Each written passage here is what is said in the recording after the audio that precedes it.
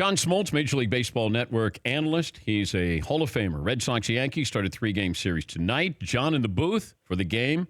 And, here we are with the final stretch drive. I was just talking about Bob Seger and the Silver Bullet Band. This is their last tour, just announced. What was your first concert? I'm a pretty extravagant guy there, Dan. I don't go to a lot of concerts. Well, you had to go to one. My first one ever was James Taylor. I think I've been to 2, maybe 3 tops, but James Taylor was backstage, and I'm not a concert guy. I'm just not. I don't like a lot of people in one area. Did James Taylor know who you were? He was performing in Atlanta. I sure hope so. I hope so. I didn't really meet him. I knew the touring manager at the time. And so I'm going to go on record and say he had to know of me. So you're claustrophobic? Oh, no, not at all. Oh. Not at all. I just don't like a lot of people in my same area when I'm either trying to watch something or, I don't mind performing in front of a lot of people. I just, would rather be in my own comfort. Simple. What is that like, though, when you're in a World Series and you got 50,000 people there and you're on the mound? Like, can you get used to that? Yeah, I'd say this. If you think about or even look at 50,000 people, then you're not going to have a good game. But you get used to it knowing that you're performing, your performance is going to be viewed. You can't be oblivious to it, but you try to get into a tunnel, and that's the best way I can describe the way all my postseason games were. It was me, the catcher, and the hitter, with an occasional bullpen session in places like here, Yankee Stadium, where they get you laughing or get you, they're professional hecklers in certain areas, so they know things about you that no one should, and that can get you off your game a little bit. But once you get on the mound and wait a minute, what was their go-to line to maybe make you laugh? I remember in '96 was pretty good. I was getting ready for Game 1 of the World Series, and you try not to listen to a lot. They're yelling at you. They're right on you.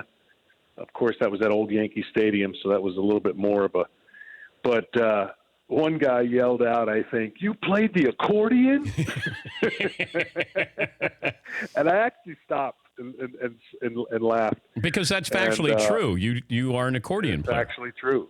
That's right. And so they I don't know if, they did their homework and they were trying anything they could. You get to the dugouts, and if you make eye contact with people above the dugout, they're yelling, screaming at you. You don't want to do that.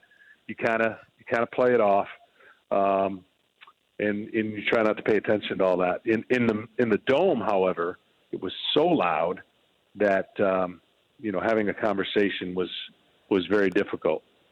All right, I want to run down some things here. So, and we'll get to some of these matchups. The Dodgers certainly doing their best to survive there in the West. But your American League MVP candidate, who is going to be the MVP?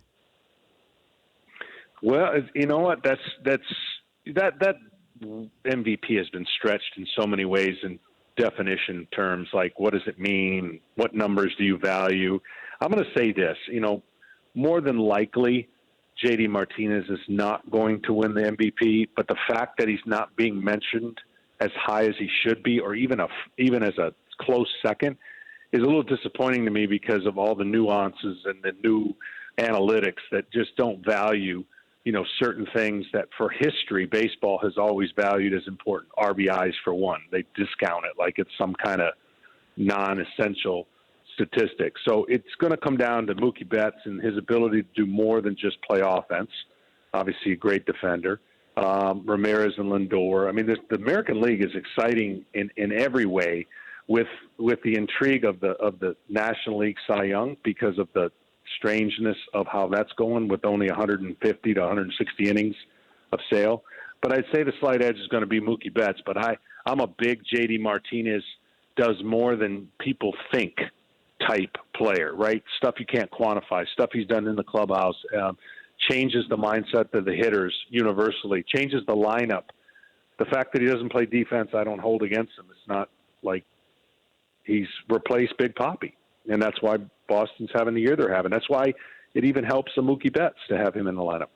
I would go with Ramirez. This is an all-star third baseman, moved to second base. He's a 30 for 30 guy. I think the fact that he plays for Cleveland, he's not a guy that's ever going to be featured. He's not interviewed a lot. I don't think he's going to win it, but that would be the guy I would take. National League MVP, who would you take? Wow. I mean, that's just as hard. I think you've gotten guys that have had stretch runs that in and of themselves, if the season stopped at any particular point, you'd hand it to Baez or you'd hand it to Carpenter.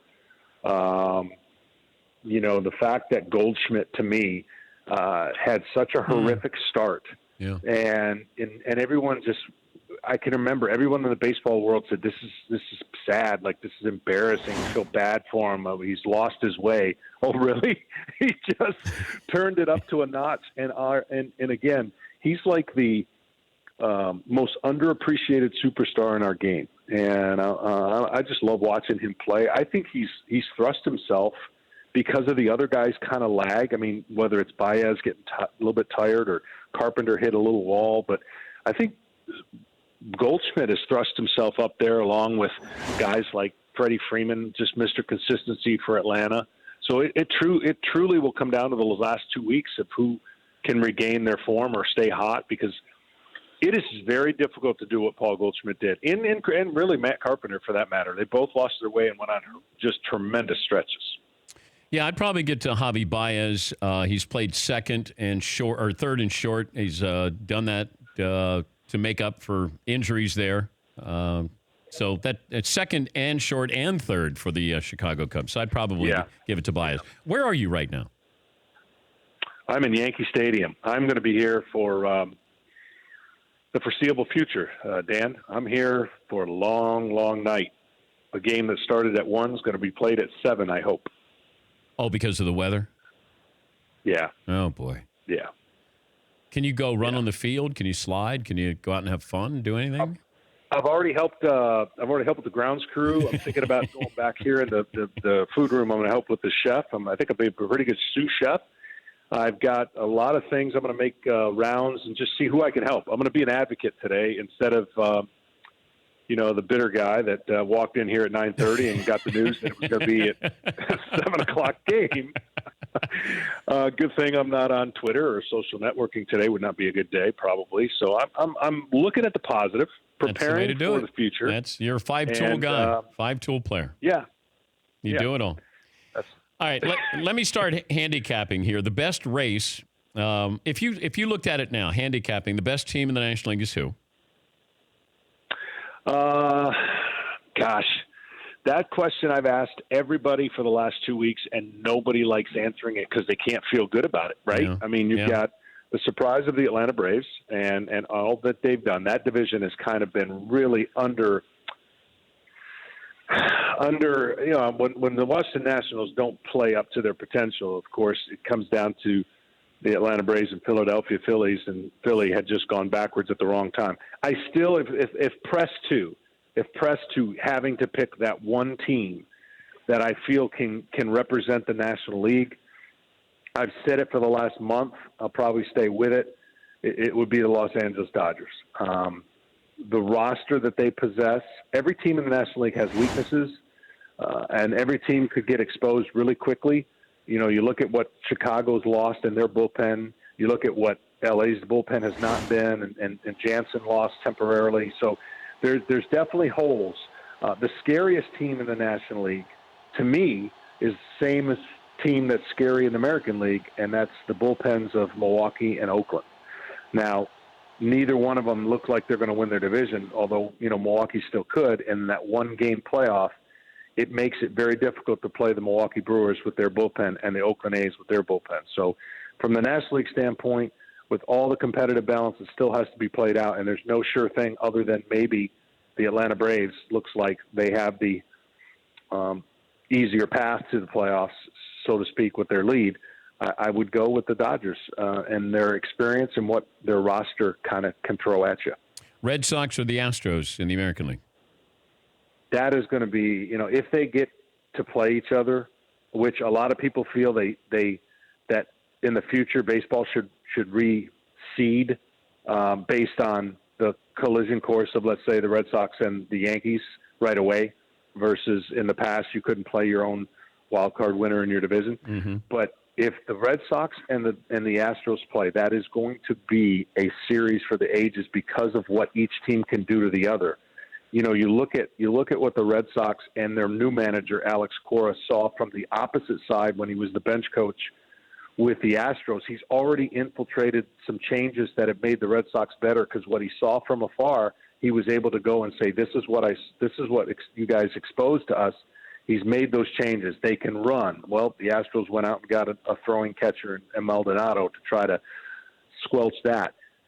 I say the Red Sox and the Astros are similar in every way, with maybe the exception of their bullpens. They can run. They play defense. Their starting pitching is hot right now, and their offense can beat you in different ways. So that to me is the series that everyone, I'm sure Cleveland's not looking forward to, and the Yankees or Oakland's not looking forward to, because they can interrupt it.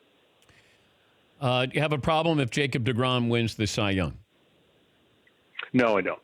Not at all. Okay. Not at all. I think where is he the best pitcher in the National League? He is this year. And I've always been a fan. Ever since I did his first game, I always felt like he would rise above the rest of the group. That was a very talented group that looks like, again, next year they'll be one of those favorites, because the quote will be, if they're healthy, the New York Mets have a chance to make a deep run. But what Jacob deGrom has done this year, and some people are going to say, he didn't pitch a lot of important games, team was never in it. I get all that. But to pitch 27 consecutive games of 3 runs or less baseball in today's times is about as impressive as I've seen in my entire career of baseball. And, short of Hershiser's improbable scoreless streak, this is about as impressive as it gets. And what's going to be interesting for me is how they judge and view Chris Sale's year, which is one of the most dominating years, but although be it only 150 to 155 innings.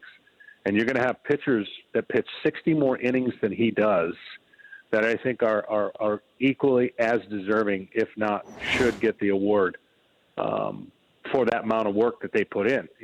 I think that has a lot of value.